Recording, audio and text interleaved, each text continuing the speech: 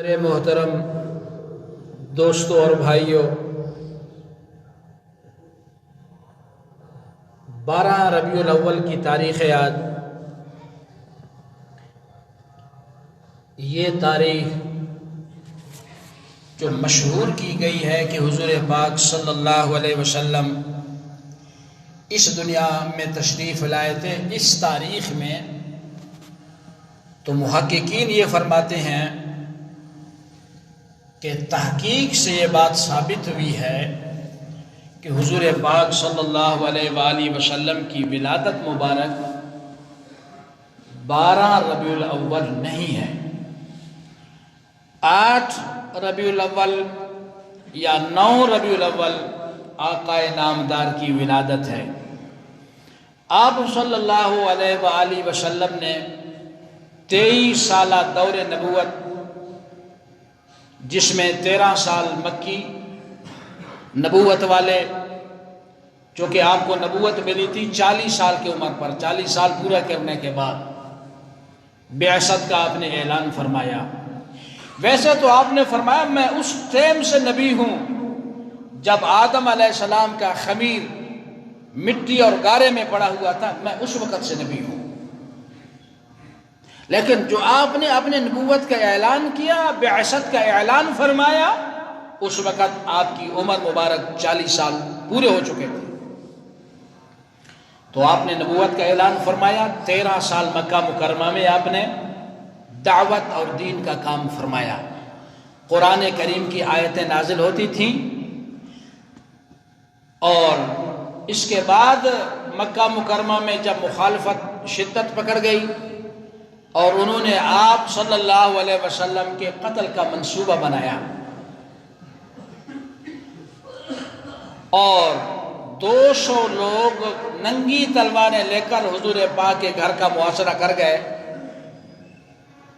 تو اللہ تعالیٰ نے اپنے پیارے نبی کو ان بدبختوں کے ہاتھوں سے محفوظ طریقے سے نکال کر کے آپ کو ہجرت کا حکم دیا، اور آپ نے حضرت ابوبکر صدیق کی اپنے صحابی کو اپنے رفاقت میں لے کر کے ہجرت کے لیے تشریف لے گئے۔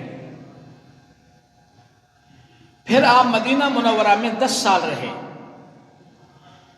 13 سال مکی، 10 سال مدنی، 23 سال کی عمر پر پھر آپ صلی اللہ علیہ وسلم کو اللہ تعالیٰ نے اس دنیا سے اٹھا لیا، آپ کو وصال عطا فرمایا۔ تو یہ جو واقعہ وفات ہے وہ 12 ربیع الاول ہے۔ پیدائش کی تاریخ 12 ربیع الاول والی کنفرم نہیں ہے، گو کہ یہ ایک مشہور بات ہے۔ حضور پاک صلی اللہ علیہ وسلم سفر کے مہینے کے آخری ایام میں بیمار ہو گئے۔ رات کے وقت آپ کو اللہ تعالیٰ نے حکم دیا آپ جائیں بقیع غرقد، جس کو ہم جنت البقیع کہتے ہیں، یہ جو حاجی حضرات وہاں تشریف لے گئے ہیں وہ دیکھ آئے ہیں، مسجد نبی کے اس سائڈ میں وہ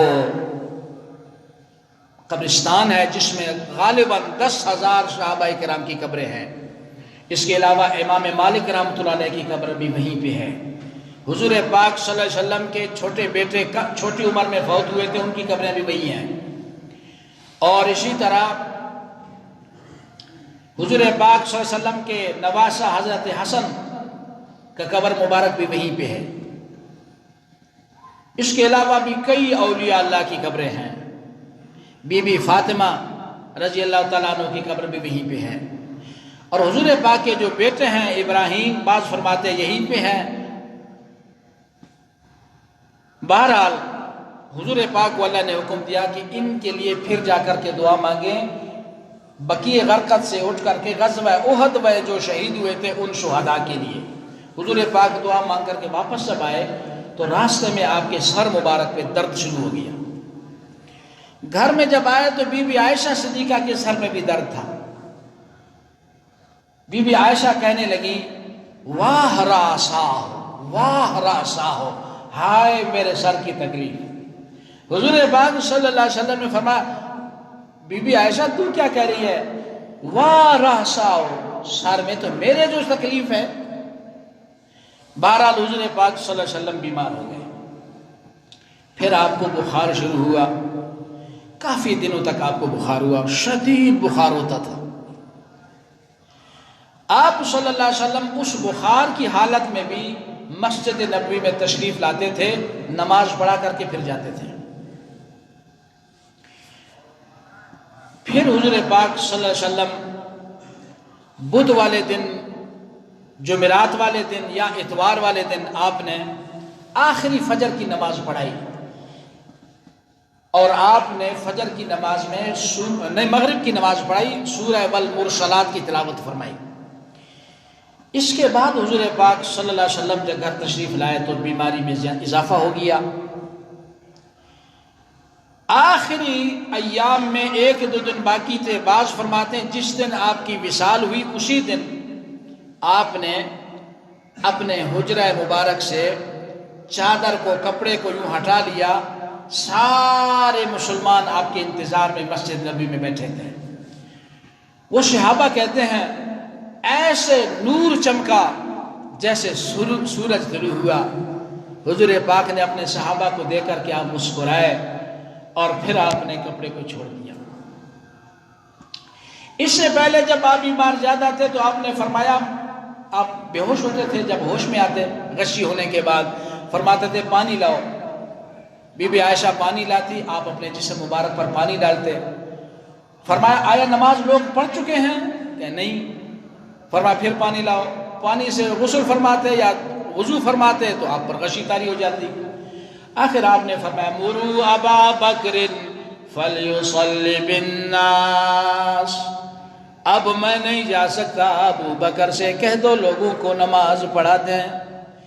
بی بی عائشہ صدیقہ فرمانے لگیں میرے ابا جی ابو بکر دل کے بڑے نرم دل ہیں، وہ آپ کے مصلی پہ نہیں ٹھہر سکتے، آپ عمر سے کہہ دیں۔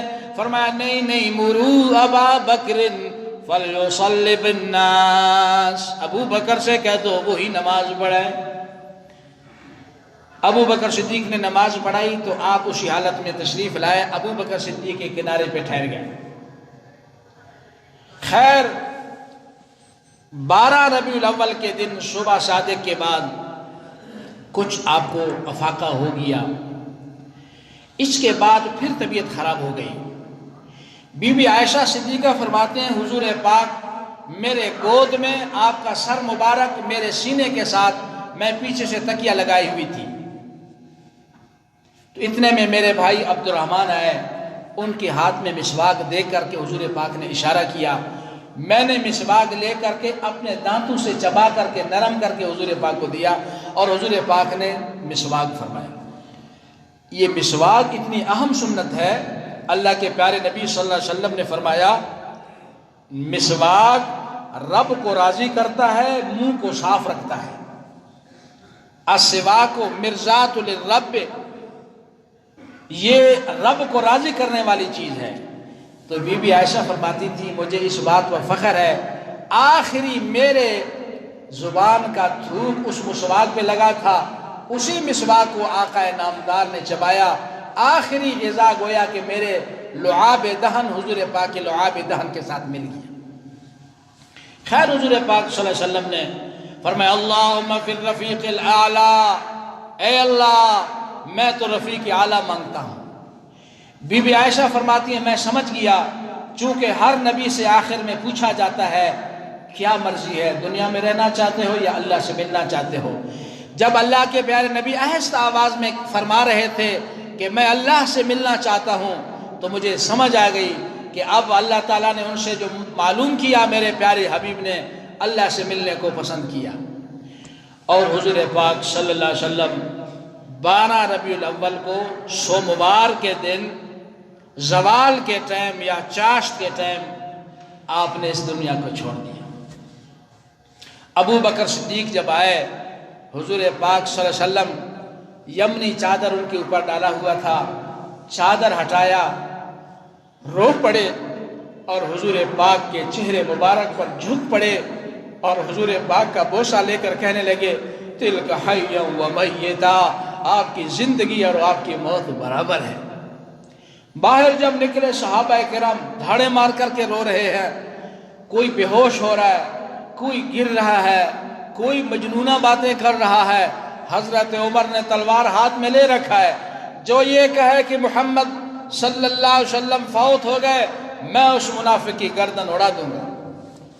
ابو بکر صدیق نے سب لوگوں سے فرمایا ادھر آ جاؤ میرے پاس، ممبر کے قریب تشریف لے گئے، فرمایا سن لو ایھا الناس، او لوگو جو محمد کی عبادت کر رہا تھا سن لے، قد ماتا، حضور پاک کو اللہ تعالیٰ نے موت دی ہے، وفات ہو گئی ہے ان کی، تو آپ جو ان کی عبادت کرنا چاہ رہے تھے تو ان کا خدا اب نہیں رہا، فوت ہو گئے، اور جو اللہ کی عبادت کرتا تھا وہ سن لے اللہ حی ہے، قیوم ہے، اور اللہ نے اپنے نبی سے فرمایا تھا انک میت وانہم میتون، آپ پر بھی موت آئے گی اور یہ لوگ بھی سارے موت کے گھاٹ اتر جائیں گے۔ تو اللہ نے جب اعلان کیا تو لہٰذا حضور پاک کا وصال ہو چکا ہے۔ اب صحابہ کرام کیا قیامت ان کے اوپر اس واقعے سے ٹوٹ پڑا ہوگا جس کو ہم الفاظ میں بیان نہیں کر سکتے۔ جب حضور پاک صلی اللہ علیہ وسلم کو غسل دینے کی باری آئی، کچھ صحابہ نے فرمایا غسل نہیں دیتے، غیب سے آواز آئی میرے نبی کو غسل دو لیکن کپڑوں کے ساتھ کپڑے نکالنے نہیں ہیں۔ اس کے بعد 10 صحابی آ کر کے اندر جنازہ کی دعا پڑھ کر کے، یعنی درود پاک پڑھ کر کے نکلتے تھے۔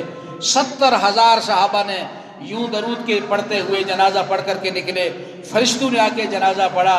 اس کے بعد جب حضور پاک کو دفن کیا گیا روضہ رسول اللہ میں بی بی عائشہ کے حجرہ میں، تو بی بی عائشہ صحابہ سے فرمانے لگے تم نے اپنے دل پر کیسے پتھر باندھا کہ تم نے محمد صلی اللہ علیہ وسلم کے اوپر مٹی ڈالی ہے، یعنی ان کو دفن کرنے کے بعد۔ تو پھر صحابہ رو پڑے۔ حضرت ابو بکر صدیق، حضرت عمر نے فرمایا حضور پاک تو ہمیشہ ام ہانی کے پاس جاتے تھے، چلو ہم بھی حضور پاک کی سنت کی اتباع کرتے ہوئے جاتے ہیں۔ جب ام ہانی کے پاس گئے تو ام ہانی رو رہی، دھاڑے مار کر کے رونے لگی۔ یہ دونوں حضرات بھی رو پڑے اور فرمانے لگے تم کیوں روتی ہو؟ حضور پاک کو تو اللہ تعالیٰ نے جنت میں پہنچا دیا ہے۔ فرمایا میں حضور پاک کے لیے نہیں رو رہا کہ آپ جنت نہیں پہنچے، وہ تو اللہ کے محبوب جنت ہے ہی ان کے لیے، مجھے رونا اس بات کا ہے کہ اب قیامت تک دوبارہ وحی کا نزول اب قیامت تک نہیں ہوگا۔ جو وحی ہمارے حبیب پر اترا کرتا تھا، جو جبریل وحی لایا کرتا تھا، اب قیامت تک یہ وحی نہ جبریل آئے گا نہ وحی کا نزول ہوگا۔ تو یہ اتنا بڑا صدمہ ہوا اس دن۔ تو مسلمان نہ تو ماتم مناتے ہیں نہ اتنی خوشی مناتے ہیں، بس ہمارے لیے ایک ہی طریقہ ہے کہ ہم حضور پاک کے دین کو سینے سے لگائیں، حضور پاک کے ناموس کے لیے مر مٹنے کا جذبہ رکھیں، حضور پاک کے سنت طریقوں کے ساتھ محبت رکھیں، حضور پاک کا ایک ایک طریقہ ہم سے چھوٹنے نہ پائے۔ یہ نہ ہو کہ ہمارے نبی قیامت کے دن ہم سے کہیں میں تو ساری رات تمہارے لیے امتی امتی کر کے روتا رہا، نوافل میں تمہارے لیے دعا کرتا تھا، تہجد میں تمہارے لیے دعا مانگتا تھا، فرائض میں تمہارے لیے دعا مانگتا تھا، اور تم پھر صبح اٹھ کر کے ناشتہ بعد میں کرتے تھے، پہلے چھری اٹھا کر کے میری سنت کو ذبح کرتے تھے۔ تمہارا میرے ساتھ اب کیا تعلق ہے؟ ہم کیا چہرہ دکھائیں گے؟ ہمارے گھروں سے حضور پاک کے سنتوں کے جنازے نکلتے ہیں، ہم ٹس سے مس نہیں ہوتے، ہمارے بازاروں سے حضور پاک کی سنت کے جنازے نکل رہے ہیں، ہم ٹس سے مس نہیں ہوتے، ہم کیا چہرہ دکھائیں گے اللہ کے نبی کو جس نے ساری راتیں ہمارے لیے رو رو کے اللہ سے مانگی؟ آخری وقت فرمایا جبریل کو بتا دو کہ مجھ سے یہ بتا دے میرے بعد میرے امت کا کیا حال ہوگا اگر مجھے اللہ تعالیٰ یہاں سے اٹھائیں گے۔ جبریل نے فرمایا اللہ تعالیٰ فرما رہے ہیں اب تیری امت کا میں ذمہ لیتا ہوں۔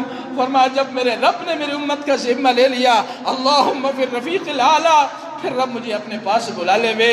اتنا ہمارے لیے وہ ساری رات روتے تھے، موت کے وقت اپنی اولاد کو یاد نہیں کیا، ہمیں یاد کیا، اور آج ہم ہیں کہ ہم نے اپنے نبی کو بھلا دیا ہے۔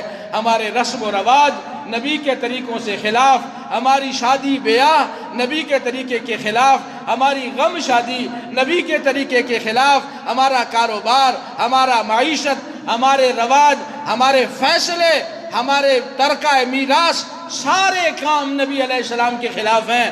تو ہم کس نام کے محبت کے دعوے کرتے ہیں؟ دعا ہے اللہ تعالی ہم سب کو سچا پکا حضور پاک کا اتباع کرنے والا، محبت کرنے والا، سنتوں کو زندہ کرنے والا، حضور کے قرآن کو سینے کے ساتھ لگانے والا اور حضور کے پیغام کو دنیا کے کونے کونے تک پہنچانے والا بنائے۔ وآخر دعوانا ان الحمدللہ رب العالمین۔